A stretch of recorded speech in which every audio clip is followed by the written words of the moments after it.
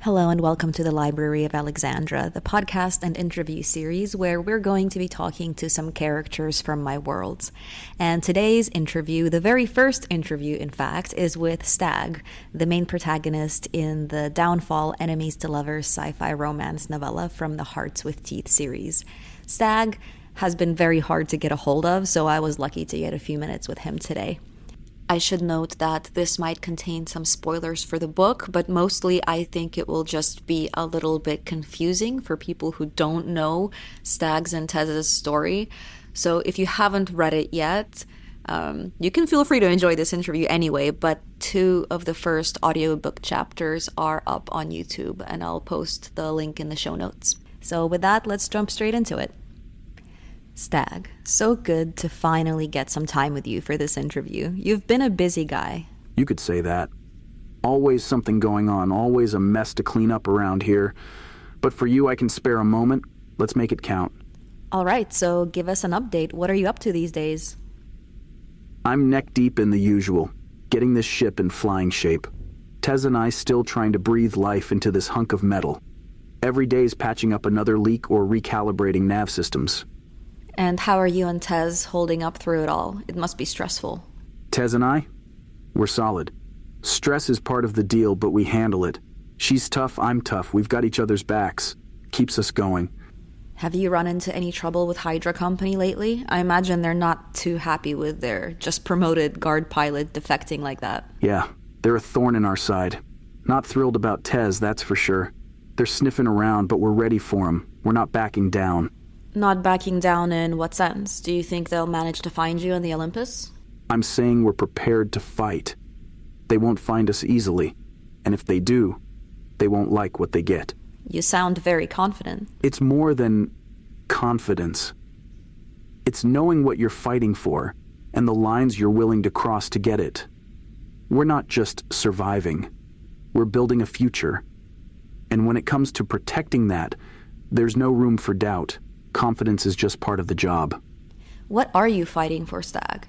Are you and Tez fighting for the same thing? I'm fighting for survival. I'm fighting for freedom, for a future. It's about carving out a place where we can live on our own terms, away from the grip of corporations like Hydra. Tez and I, we're aligned. She's in it for the same reasons, a chance to build something that's ours. And yeah, we're in this together. Every step of the way. So you and Tez's relationship kind of developed in very stressful circumstances. Things moved really quick with you guys. How is that going these days? Sure, we started in the heat of it all. Things moved fast, but that's how it goes. We've seen the best and worst of each other, faced down death together. That kind of thing either breaks you or binds you tighter. For us, it's the latter.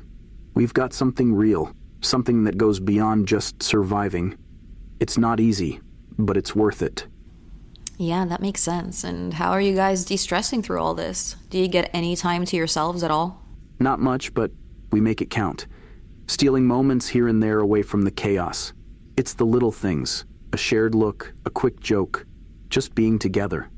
Sometimes it's about forgetting the world outside, even if just for a moment. We find ways to distress and keep each other grounded. It's not easy, but it's necessary. Keeps us sane. Keeps us together. I mean, I guess you guys are, how should I put this delicately? Very compatible in some ways? Delicately? Ha, don't bother. Yeah, we're more than compatible. We're fucking explosive. We understand each other's needs, how to push the right buttons. After being down on Arvex, we both learned not to waste time on half measures. We live hard and love hard. Just how it is. Do you think it's enough? I mean, Tez had friends back at Hydra Company, and she left that all very quickly. How's she adjusting socially? It can get tough. She's strong, but leaving her life behind? That's hard on anyone. Yeah. She's adjusting, but it's a process. She's got me, and the crew's become like a makeshift family. But I know it's not the same. She's lost a lot, and that weighs on her. I do what I can, but some things she's got to work through herself. We're in this together, though. That counts for something. Well, yeah, it sounds like you guys have an exceptionally strong bond. Do you think this is it for you, this relationship?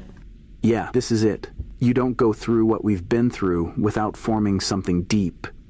It's more than just passion. It's trust, understanding, facing down hell together.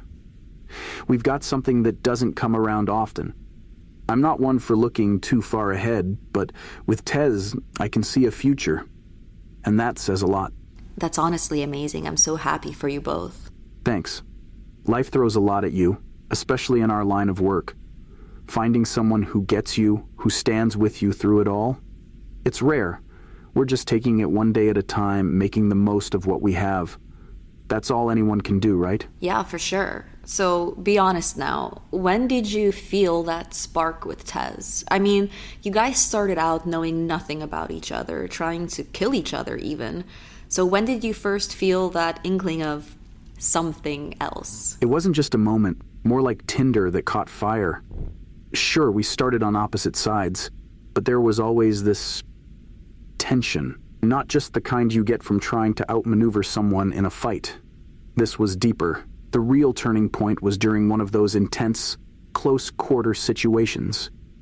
The adrenaline, the danger, it strips you down to who you really are. And in those moments, I saw her. Really saw her.